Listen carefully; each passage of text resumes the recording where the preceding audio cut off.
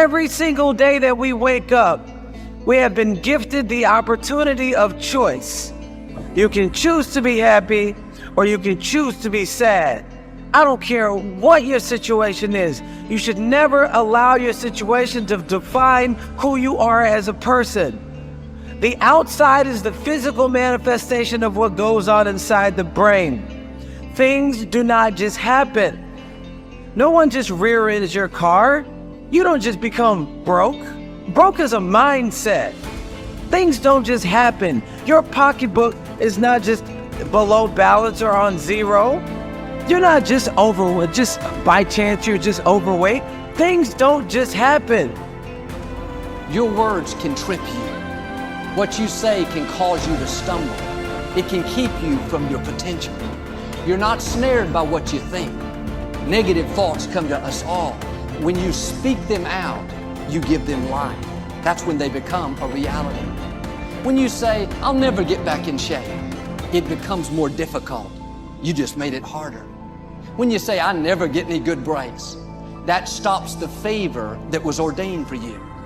If you say, I'm not that talented, I don't have a good personality, that is setting the limits for your life. That is calling in mediocrity. So the recognition that negative thinking and unhappy states actually do nothing to change anything. If anything, they make it worse.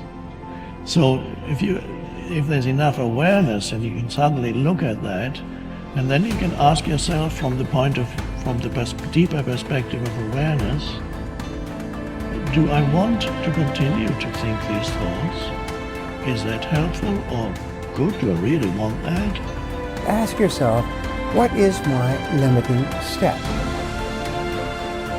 What is the one factor that determines the speed at which I achieve my goal, or whether I achieve it at all? Once you've answered this question, you can move on to making a plan for how to accomplish your goals by eliminating this limiting factor. Your ability to identify your limiting step is one of the best demonstrations of your intelligence, and your capacity to eliminate this limiting step is one of the best demonstrations of your overall competence in achieving anything you want. It's our thoughts that are manifesting this world. Now you could say that's a spiritual thing, and now I say not only is it spiritual, now it is fundamental basic science of the universe. And it says then the thoughts are creative. Well, if the thoughts are creative, then who is having the thought? And you start to realize I'm having the thought. Well, then the truth is simple. As Richard Conn Henry said, you are creating this world with your mental activity and your spirituality combined. And then all of a sudden it says, well, then if I'm creating the world, then my original belief that when things didn't go right, I was a victim. The universe wasn't supporting me. You know, it's like, oh, I try so hard and the universe is not giving me things. It turns 180 degrees around. And it basically says this: we are creating this world. And then I say your mind is creating this world. Although you cannot change conditions or circumstance, you don't have to let them control you. We can't control what's going on outside, but we can control what's going on inside. You know, and unfortunately, I don't think many of us have been raised to really understand that. And it's a lack of understanding that's causing all our problems. We are the only creature on the planet that's totally disoriented in our environment. All the little squirrels, the birds, all the animals are completely at home in their environment. They blend in. You and I are totally disoriented in our environment. We've been given the mental faculties to create our own environment. However, we go right through school and we've never learned that. We have higher faculties, and the average person has no knowledge of how to operate with them, how to develop them. We have perception, the will, reason, imagination, memory, and intuition. Now, those mental faculties, they're not just words, they're actually mental faculties that we can use to take control over our world and to create the environment that we want. But unfortunately, we grow up, we don't know that. We've been raised to live through by what we see, hear, smell, taste, and touch, our physical senses. And we've been raised to be controlled by what's going on outside. As little kids, will you listen to what I'm telling you? Will you look at this? You know, and so it's all outside. We get our report card, and that tells us what kind of student we are. But it really tells us where our mind was at for a few minutes 3 weeks ago. Got nothing to do with who we are.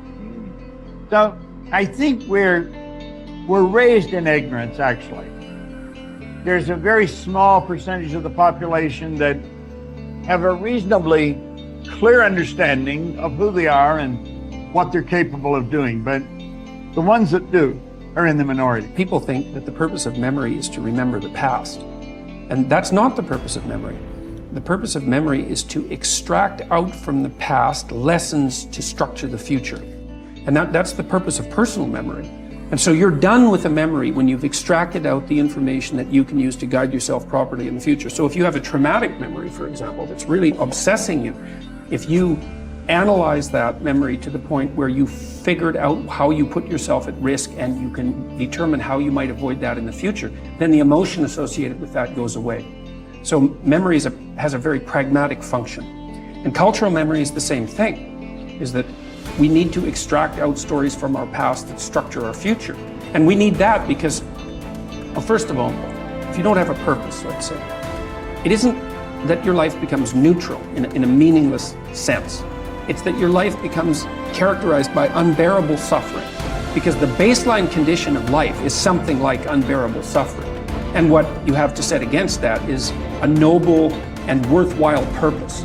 And hopefully your determination of that purpose is buttressed to some degree by the wisdom of the past, because you can't conjure something like that up on your own. And if you provide people with nobility of purpose, then they can tolerate the suffering of existence without becoming entirely corrupted by it.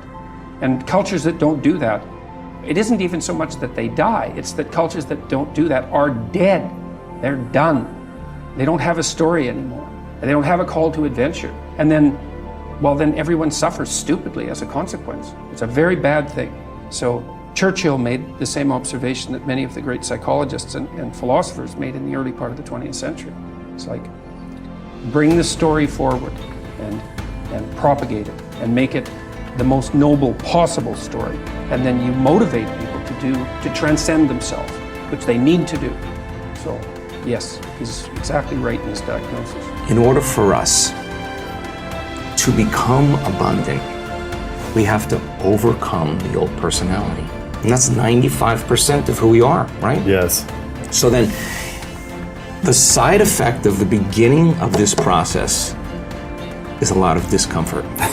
It is a lot of discomfort because you're stepping outside the known into the unknown, and now you can't predict. It's scary. No, It's you'd fearful. rather hold on to your lack. The pain, the and suffering. Rather tell the story of that. At least it makes you feel something that's familiar. Mm-hmm. When you step outside and you're saying, I'm not going to complain about money any longer. I'm not going to complain about I don't have any. I'm not going to judge other people who do. I'm not going to say I can. I'm not worthy. It's never going to work. All those things got to go.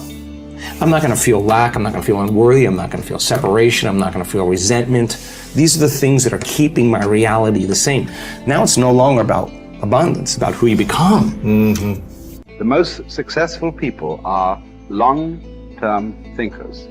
They look into the future as far as they can to determine the kind of people they want to become and the goals they want to achieve. They then come back to the present and determine the things that they will have to do or not do to achieve their desired futures. This practice of long-term thinking applies to work, career, marriage, relationships, money, and personal conduct. Successful people make sure that everything they do in the short term is consistent with where they want to end up in the long term. They practice self-discipline at all times. You see this willingness to sacrifice in people who spend many hours and even years preparing, studying, and upgrading their skills to make themselves more valuable, so that they can have a better life in the future, rather than spending most of their time socializing and having fun in the present. Your ability to think, plan, and work hard in the short term, and to discipline yourself to do what is right and necessary before you do what is fun and easy, is the key to creating a wonderful future for yourself. Your ability to think long term is a developed skill. As you get better at it, you become more able to predict with increasing accuracy. what is likely to happen to you in the future as the result of your actions in the present. This is a quality of the superior thinker.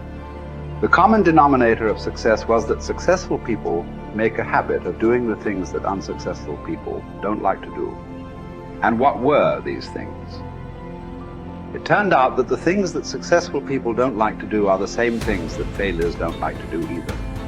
But successful people do them anyway because they know that this is the price they have to pay if they want to enjoy greater success and rewards in the future. Successful people are more concerned with pleasing results, whereas failures were more concerned about pleasing method. Successful, happy people were more concerned with the positive, long-term consequences of their behaviors, whereas unsuccessful people were more concerned with personal enjoyment and immediate gratification. The top people were those who were more concerned with activities that were goal-achieving, whereas average people were more concerned with activities that were tension-relieving